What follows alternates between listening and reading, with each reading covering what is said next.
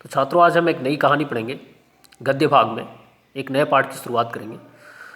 यह पाठ असगर वजाहत के द्वारा लिखा लिखा गया है और इसमें 4 कहानियाँ हैं। पहली कहानी शेर है, शेर पर आधारित है। यह एक निबंधात्मक कहानी है, व्यंग्यात्मक कहानी है। तो इसको पढ़ते हैं। इसमें शेर जो है प्रतीक के रूप में इस्तेमाल किया गया है। शेर सिम्बलाइज कर रहा है, रिप्रेजेंट कर रहा है एक ऐसे सिस्टम को जो कि पूरी तरह से करप्ट है। एक ऐसी व्यवस्था को के प्रतीक के रूप में इस्तेमाल किया गया है जो कि पूर्ण रूप से भ्रष्टाचार से लिप्त है और वह बाहर से अहिंसावादी एवं सत्यवादी होने का दिखावा करता है, परंतु वास्तव में अंदर से वह बहुत ही खूंखार है और तब तक शांत रहता है जब तक लोग उसकी आज्ञा का पालन करते रहते हैं।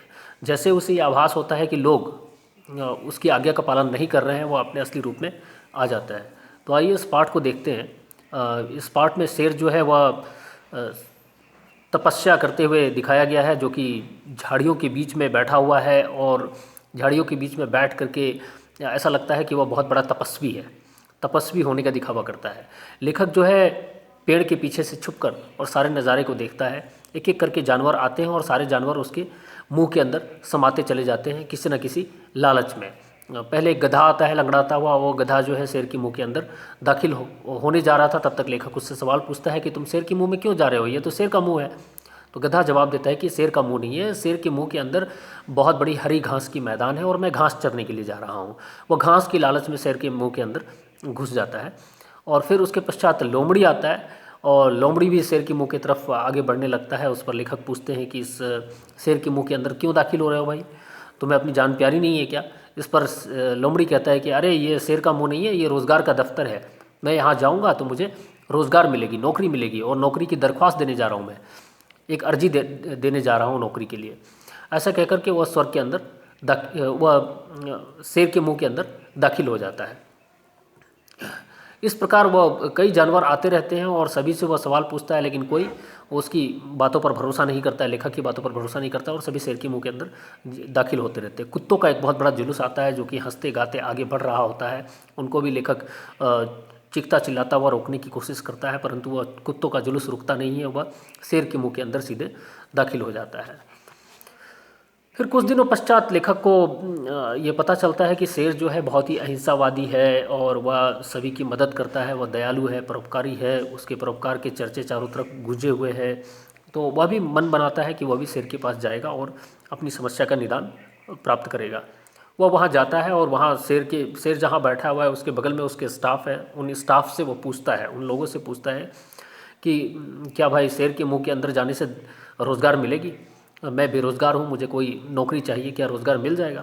तो स्टाफ कहता है कि हाँ, शेर के मुंह के अंदर आप दाखिल हो जाइए, आपको रोज़गार ज़रूर मिलेगा। तो फिर लेखक कहता है कि नहीं, ये तो शेर का मुंह है, इसके अंदर मैं जाऊँगा तो मेरी जान चली जाएगी, रोज़गार तो नहीं मिलेगी। ये बाहर जो रोज़गार का दफ्तर है इसमें अर्जी देना चाहिए, इसमें अर्जी देने पर मुझे नौकरी मिल जाएगी, शायद मुझे ऐसा लगता है। तो स्टाफ बताता है कि ये जो बाहर जो रोज़गार का दफ्तर है ये बेकार है, ये झूठा है। सच्चाई सच्चा रोज़गार का दफ्तर तो शेर के मुंह के अंदर है, आप उसी के अंदर जाइए, वहीं रोज़गार आपको मिल जाएगी।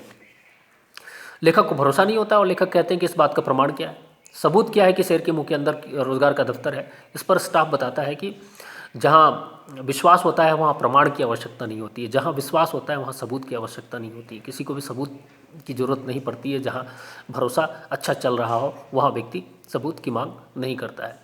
तो आपको अगर भरोसा है तो आप उसके अंदर दाखिल हो जाइए। इस पर लेखक मना कर देता है। लेखक कहता है कि नहीं, ये तो झूठ है पूरी तरह से, ये शेर का मुंह है और इसके अंदर मैं जाऊँगा तो शिकार बन जाऊँगा, मैं इसके अंदर दाखिल नहीं हो सकता हूँ।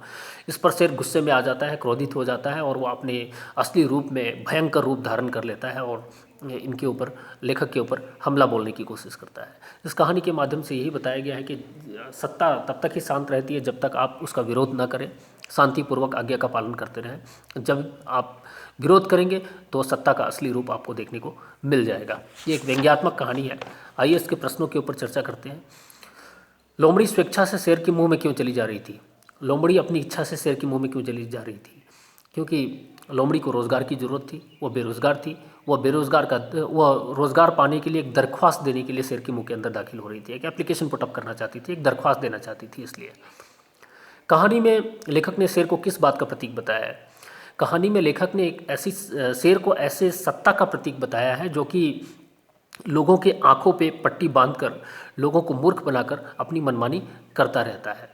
शेर उस बात का प्रतीक है, ऐसी सत्ता का प्रतीक है जो कि पूर्ण रूप से भ्रष्टाचार से लिप्त है, और वह तब तक शांत रहती है जब तक जनता उसकी आज्ञा का पालन करती रहती है। जैसे ही उसे आभास होता है कि जनता उसका विरोध कर रही है, वह अपने असली रूप में प्रकट हो जाता है।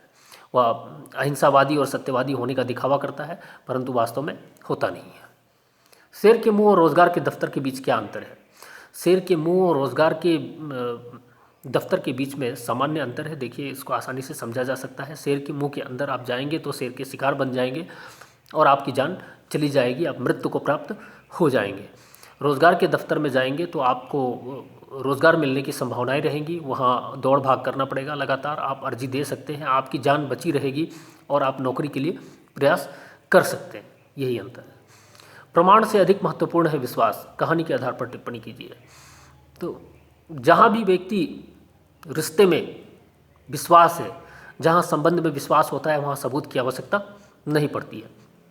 जिस रिश्ते में विश्वास है, प्यार है, वहाँ कोई सबूत की मांग नहीं करता है, परंतु जहाँ अविश्वास हो जाता है वहीं व्यक्ति सबूत की मांग करता है।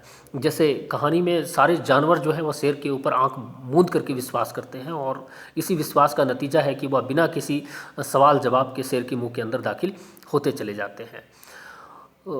और लेखक को विश्वास नहीं होता है, भरोसा नहीं होता है, तो वह सबूत की मांग करते हैं, जिसके बाद उनको असलियत दिखता है कि शेर जो है अपने अहिंसावाद और सत्यवाद को त्याग करके और अपने असली रूप में आ जाता है। इसको प्रमाणित किया जा सकता है। तो इन सारे प्रश्नों के ऊपर हमने चर्चा कर ली है। आप प्रश्नों के उत्तर लिखकर और मुझे भेजने का प्रयास करें। धन्यवाद।